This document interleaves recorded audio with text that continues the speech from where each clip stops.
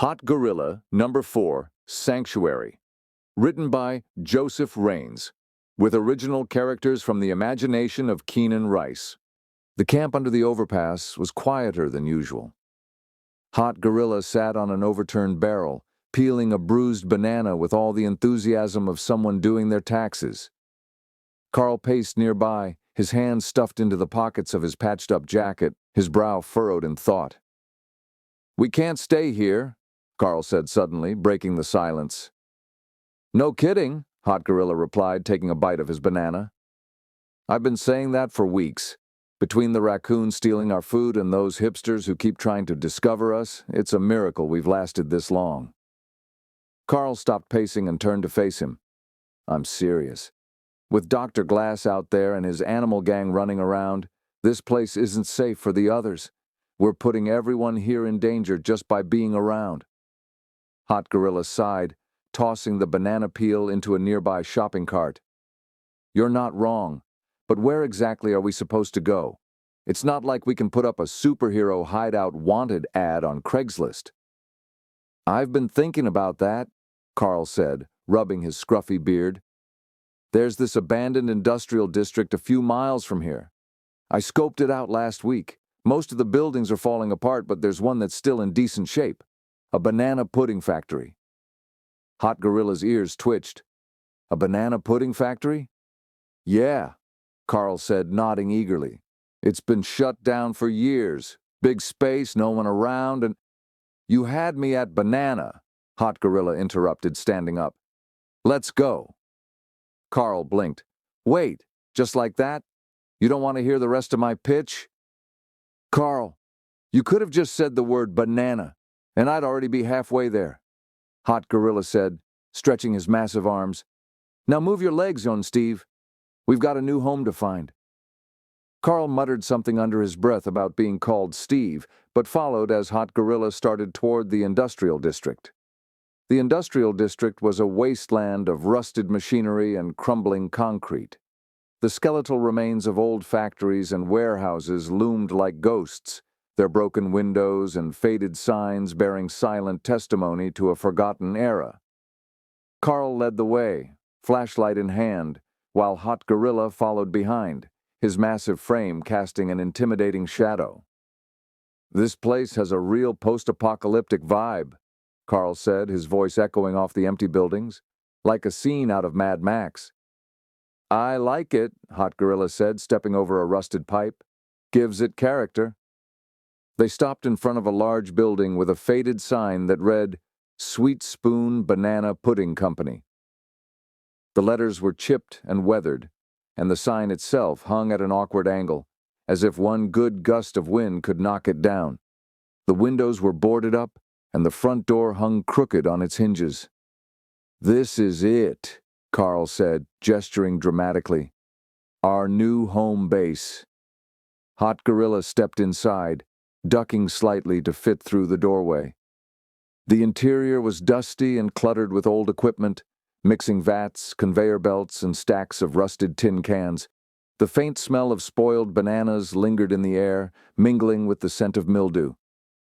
"Perfect," Hot Gorilla said, clapping his hands together. "It's like it was made for me." "Really?" Carl asked, raising an eyebrow. "I thought you'd complain about the smell or the fact that it's falling apart." "Carl," Hot Gorilla said, turning to him with a serious expression.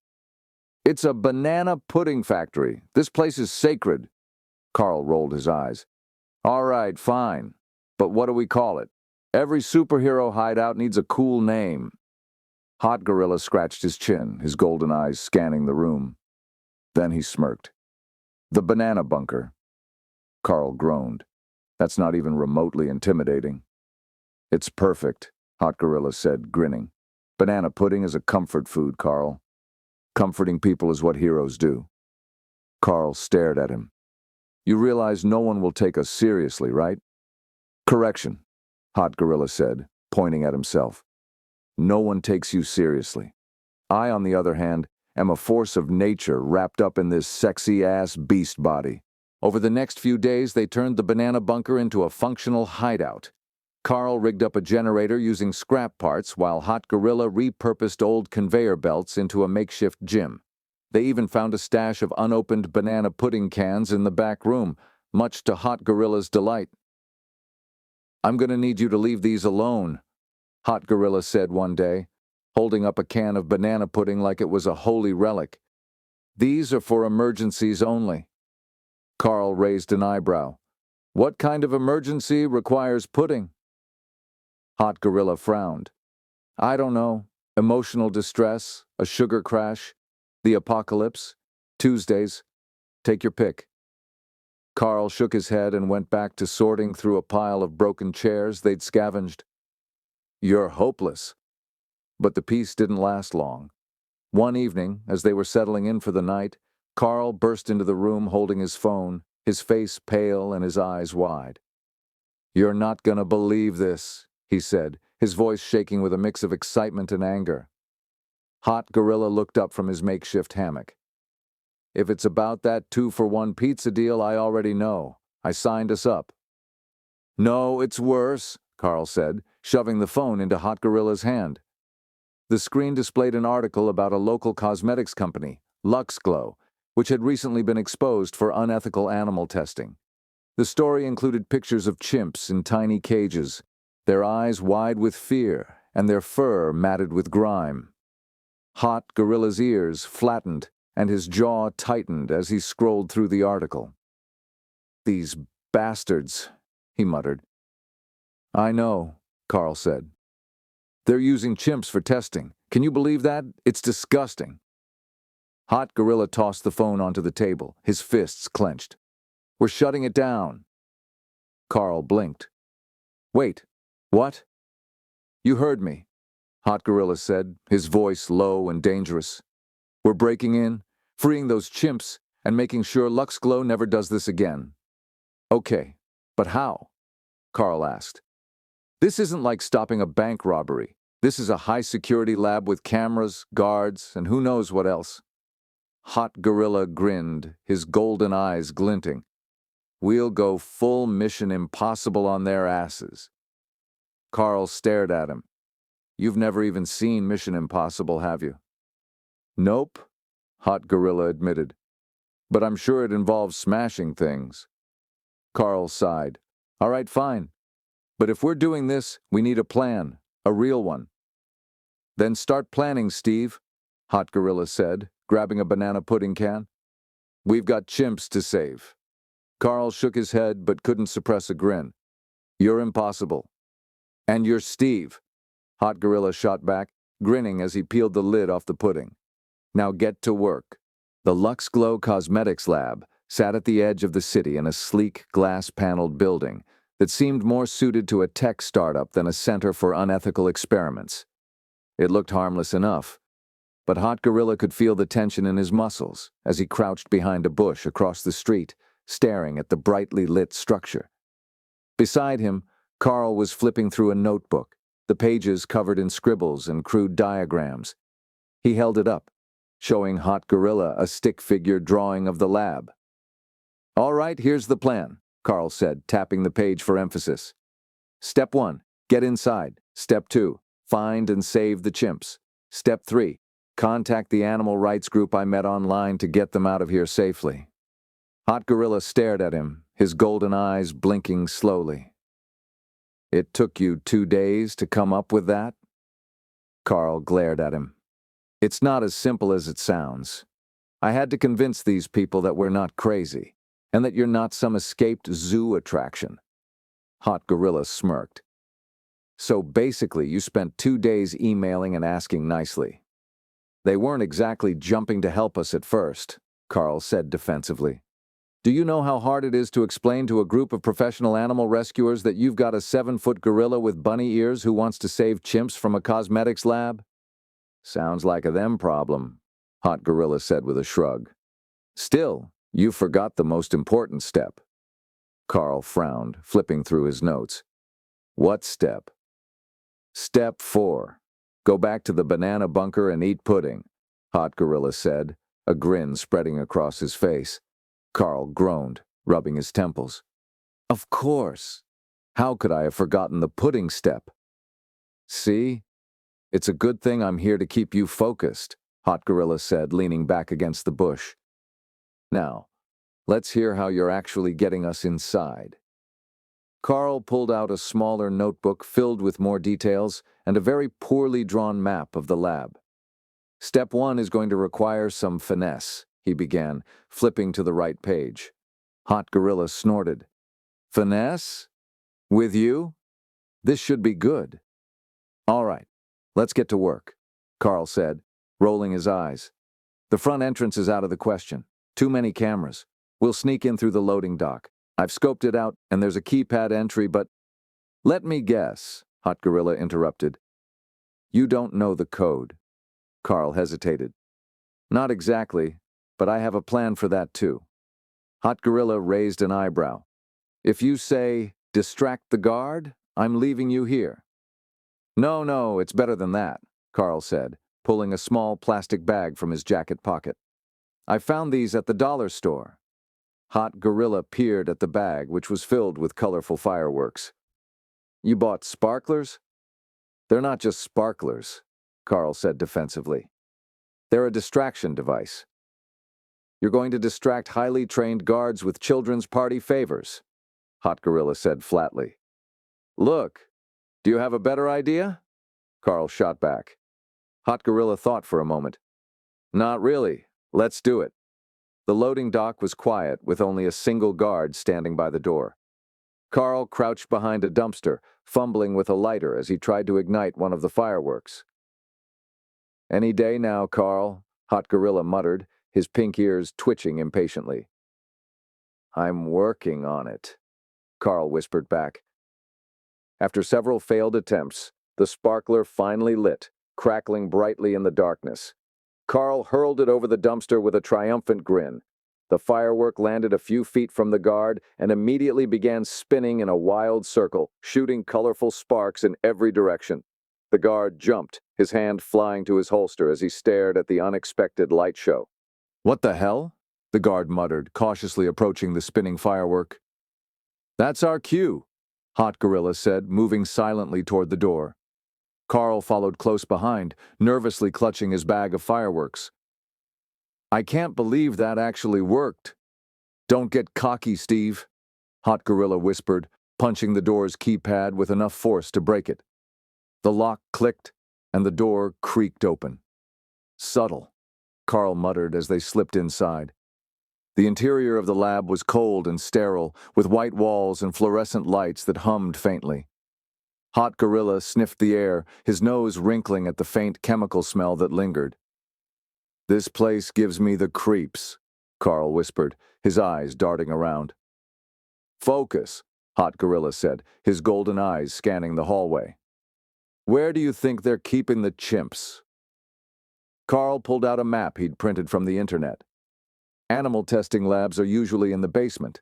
If we can find the stairs... Found them, Hot Gorilla interrupted, pointing to a nearby sign that read, Restricted Area, Authorized Personnel Only.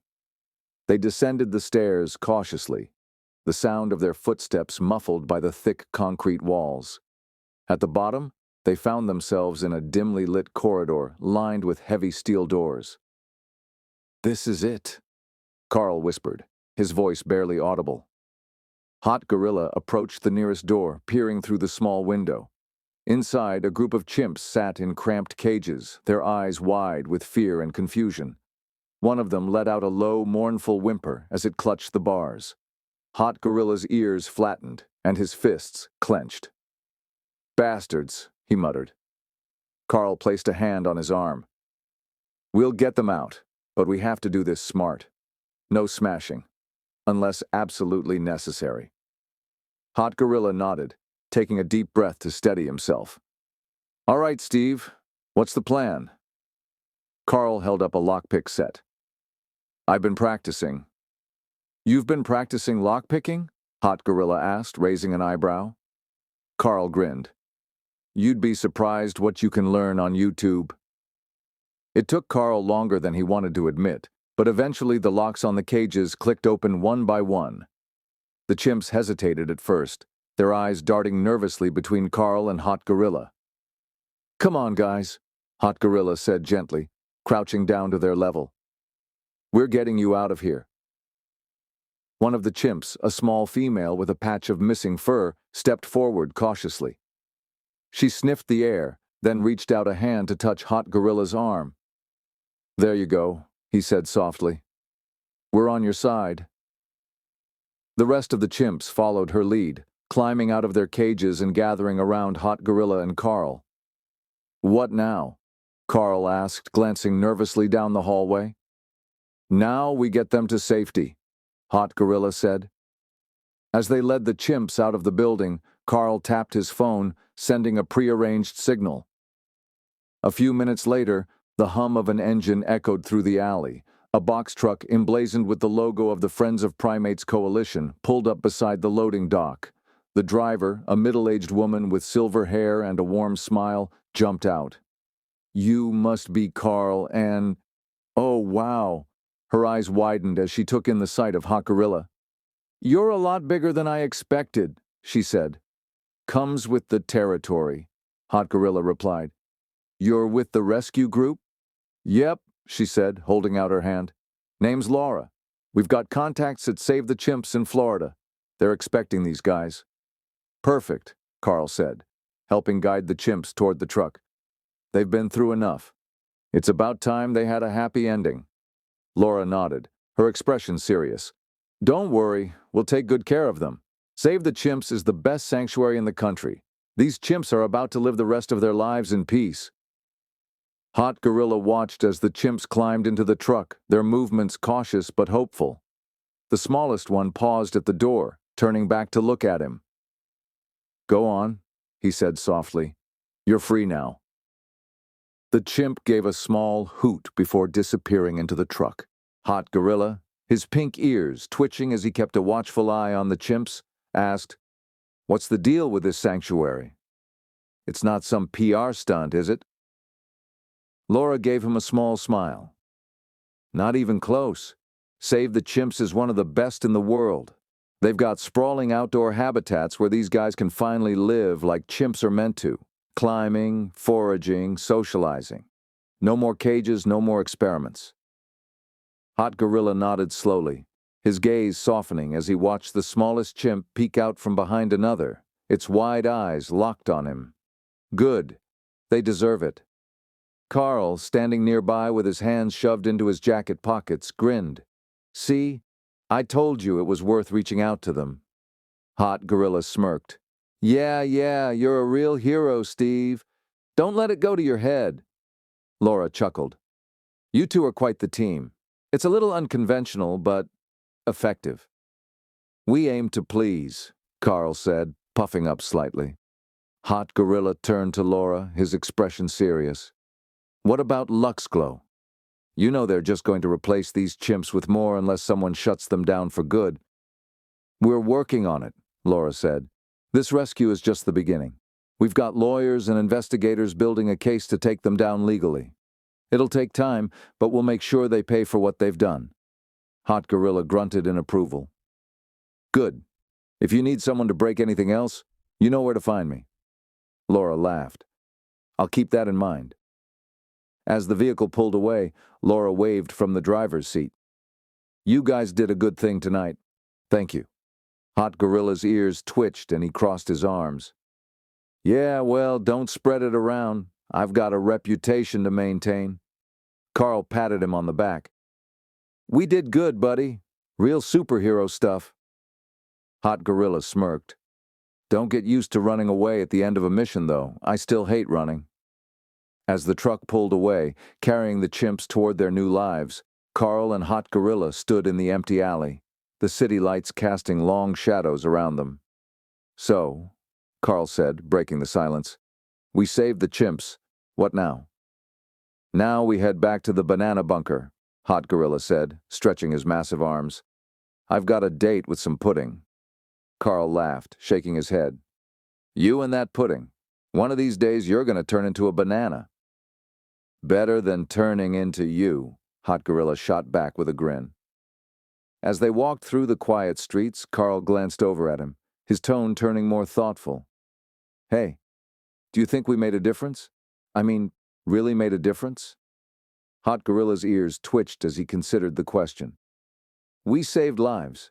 That's more than most people do in a lifetime. So yeah, I think we made a difference. Carl nodded, a small smile tugging at the corners of his mouth. Yeah, I guess we did. Of course, we also caused a bunch of property damage, broke at least 50 laws, and probably pissed off a billion-dollar company, Hot Gorilla added. So, balance. Carl sighed. Can't you ever just leave it on a high note?